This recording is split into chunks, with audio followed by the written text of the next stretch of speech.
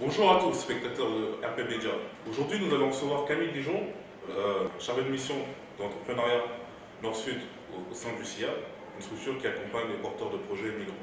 Camille Dijon, bonjour. Bonjour. Est-ce que vous pouvez nous en dire un peu plus sur votre structure liée au CIA? Oui, bien sûr. Alors déjà, je voudrais remercier RP Media de nous avoir invités aujourd'hui. C'est avec plaisir qu'on va échanger sur les projets du CIAD, sur l'association. Donc très rapidement, le CIAD, c'est une ONG qui a été créée en 1988 et qui travaille sur la thématique du développement économique en Afrique subsaharienne. Et aujourd'hui, le CIAD travaille dans plusieurs pays en Afrique de l'Ouest et en Afrique centrale. Les principaux, c'est le Burkina Faso, le Mali, le Cameroun, sur des projets d'appui à la structuration de filières agricoles. Ça, c'est le cas au Burkina, par exemple. L'association appuie une coopérative de productrices d'oignons dans le nord du pays, donc dans le Sahel. Mais aussi, par exemple, au Cameroun, a créé une pépinière d'entreprise avec des partenaires locaux qui s'appelle Graines de Talent et qui accueille une centaine de porteurs de projets par an. Donc vous voyez, les spectres d'action du CIAD sont assez larges. Ça va donc de l'appui à des structures collectives à de l'appui à des porteurs de projets individuels et notamment les entrepreneurs. Vous avez créé un réseau qui s'appelle Créafrique et aussi nous donner des indications sur le programme PAPEM qui accompagne les porteurs de projets migrants, notamment ceux du Mali. Bien sûr.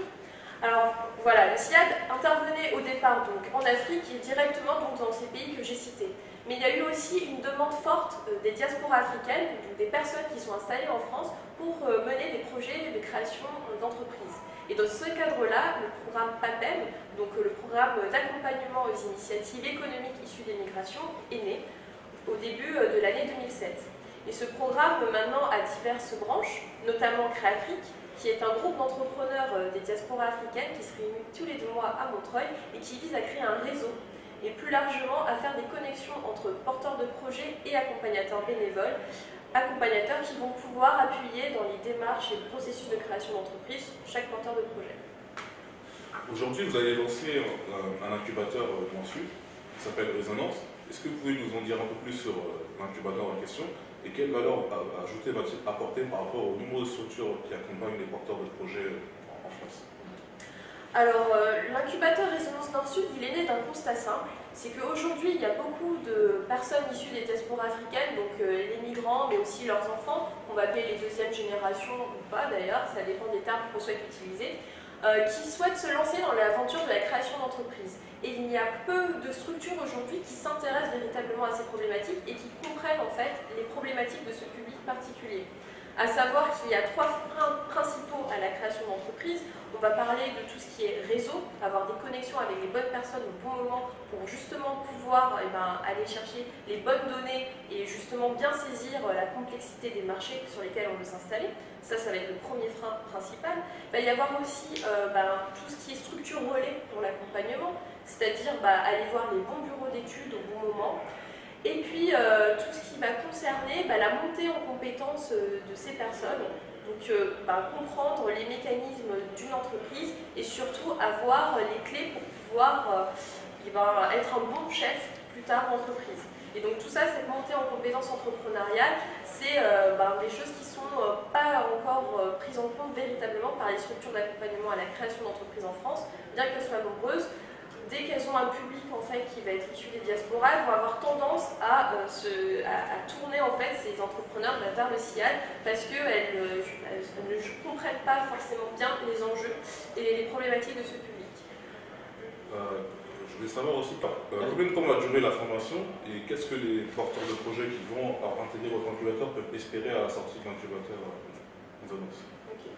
Alors aujourd'hui, on va se lancer dans une année pilote, donc en 2015, où on va mener une formation et un accompagnement sur une période de 4 mois. Alors pourquoi 4 mois? C'est parce qu'on avait envie que ce soit suffisamment long pour pouvoir travailler avec les porteurs de projets sur leur projet, mais en même temps assez court et intense pour qu'ils puissent se mobiliser sur une période très précise. Donc, dans ces 4 mois, il va y avoir 3 étapes. La première, ça va être une formation pendant 5 semaines où justement, on va essayer de créer un groupe cohérent entre les 12 porteurs de projets qu'on va sélectionner. Et là, on est en train de faire ces sélections. Donc on va essayer de créer une cohérence, on va les appuyer sur des formations théoriques, les fondamentaux de la création d'entreprise, à savoir l'étude de marché, le marketing, la commercialisation, comment se connecter à la clientèle, voilà, de façon très théorique. Et juste après, on va être dans une mise en œuvre pratique. Et on va articuler ces temps entre théorie et pratique pour justement encadrer les porteurs de projets dans leur démarche. On parlera de l'étude de marché. Globalement, le lendemain, on travaillera les questionnaires pour qu'ils puissent se rendre, aller voir leurs clients, démarcher leurs fournisseurs potentiels, leur poser les questions directement, à être vraiment dans le concret. Donc suite à cette période de 5 semaines où on fera vraiment formation pure et dure, on va entrer dans une période plutôt de test de l'activité. Et là, pendant 2 mois, ils seront en autonomie. Ils pourront se rendre en Afrique s'ils ont besoin d'aller en Afrique. Ils pourront, par exemple, faire des prototypes, développer des sites internet en fonction de leurs besoins. Et là, on les suivra pas à pas. On fera des temps collectifs avec l'ensemble du groupe, mais aussi un accompagnement individuel pour justement coller au mieux aux besoins de chacun. Et à la fin, on finira, donc c'est la 3e étape, on finira de valider le modèle économique, donc la structuration finalement des coûts de l'entreprise, à qui je vends, de quelle façon, qui sont mes fournisseurs, pourquoi je les ai choisis, voilà. Et on finalisera également le business plan qu'on pourra présenter aux structures d'accompagnement du territoire et également aux structures qui financent. Le tout étant d'assurer une transition maximale de cette formation de 4 mois à la création d'entreprise et puis l'accompagnement post-formation. D'accord. Au niveau, vous avez parlé d'une sélection au niveau pour intégrer l'incubateur. Donc, je voudrais savoir quand est-ce que va se dérouler la sélection et surtout, quelles sont les contraintes, s'il y a des contraintes géographiques pour les porteurs de projets ou des contraintes par rapport au projet. Est-ce qu'il y a des types de contraintes? Ouais. Alors, par rapport à la sélection, donc, on a débuté l'appel à candidature là, il y a à peu près 3 semaines. Il va se clôturer le 9 mars, donc c'est dans une semaine à peu près. Et les porteurs de projets qu'on recherche sont, en fait, il y a des critères très, très particuliers. Le premier, c'est qu'il faut être issu des diasporas africaines, c'est ce que je disais aujourd'hui. Il y a peu de structures finalement qui s'intéressent à ces questions-là, donc on va aller chercher ce public qui est peu accompagné. Le deuxième, c'est qu'il faut que ce soit un projet qui se développe ici en France, mais qui ait des ramifications fortes avec l'Afrique.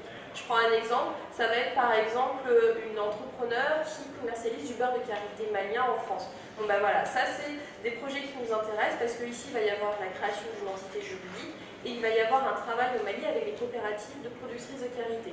Et donc on est sur du coup une thématique qui est dans le secteur de l'économie sociale et solidaire. On va avoir une véritable volonté d'avoir un impact social fort à la fois ici et là-bas et créer du coup des liens qui soient durables entre les continents. Donc pour le coup entre la France pour nous et l'Afrique, enfin les pays africains qui seront du coup sélectionnés par les porteurs de projets. Et jusqu'à ce quand les porteurs de projets pourront postuler à l'appel d'offres? Jusqu'au 9 mars, et peut-être un peu de rab, mais a priori, il faut mieux envoyer avant. Ensuite, il y aura un entretien de motivation, parce que justement, pour cette première promotion, on veut être sûr que les personnes qu'on choisisse soient motivées. C'est du 100% qu'on demande, on veut de l'investissement. Il faut que ces personnes soient prêtes à aller démarcher leurs clients, les acteurs, les partenaires, enfin voilà. Donc, et comme ce sera vraiment articulé entre théorie et pratique, et c'est la mise en pratique qui est la plus importante pour nous, il faut être disponible. Donc si je résume bien, pour intégrer l'incubateur Résonance, il faut être un porteur de projet issu de la diaspora africaine, d'avoir un projet qui a un lien entre la France et le Sud, et aussi de pouvoir postuler dans les temps en partie. J'ai entendu dire aussi que vous avez été sélectionné par La France s'engage pour le jury final. Donc, quelles sont les modalités pour vous soutenir Alors effectivement, on a reçu une bonne nouvelle il n'y a pas longtemps. On fait partie des finalistes d'une initiative qui s'appelle La France s'engage. C'est porté notamment par l'Élysée et donc par le président François Hollande. Et en fait, ce projet vise à promouvoir les initiatives solidaires des Français. Et dans ce cadre-là, Résonance Nord-Sud, donc l'incubateur dont on parle, et qui est porté par le CIAD, mais aussi par des partenaires du territoire sur lesquels on est installé, puisque nous sommes à Montreuil. Donc ce projet Résonance Nord-Sud est porté par la communauté d'agglomération Est Ensemble, l'agence ADI de Montreuil. L'ADI, c'est une structure d'accompagnement à la création d'entreprises qui fait du microcrédit en France depuis 25 ans. Et notre partenaire privilégié, la Cofides Nord-Sud, qui est une coopérative financière qui fait de la garantie notamment de prêts au Sud. Donc s'associe avec nous pour justement mener à bien ce projet à Montreuil et donc mener à bien aussi cette phase finale puisqu'il y a un appel au vote du public qui aura lieu la semaine du 2 au 7 mars.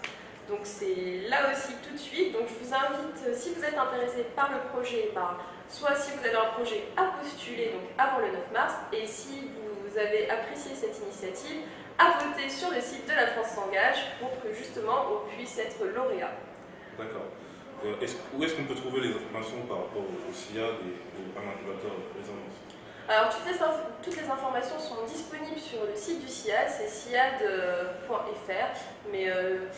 Et puis vous pouvez aussi nous retrouver sur Facebook, c'est CIAD International, a priori vous pouvez nous trouver assez facilement. Il y a aussi le groupe Créafrique dont on parlait tout à l'heure, qui est un groupe Facebook, donc n'hésitez pas à aussi entrer dans ce groupe et à rester connecté aux actualités du CIAD. Donc voilà, pour terminer, si vous voulez intégrer l'incubateur ou postuler à l'appel d'offres, vous avez jusqu'au 9 mars pour y arriver. Donc vous allez trouver les informations sur les liens ci-dessous. Et donc je vous souhaite bonne chance et à très bientôt.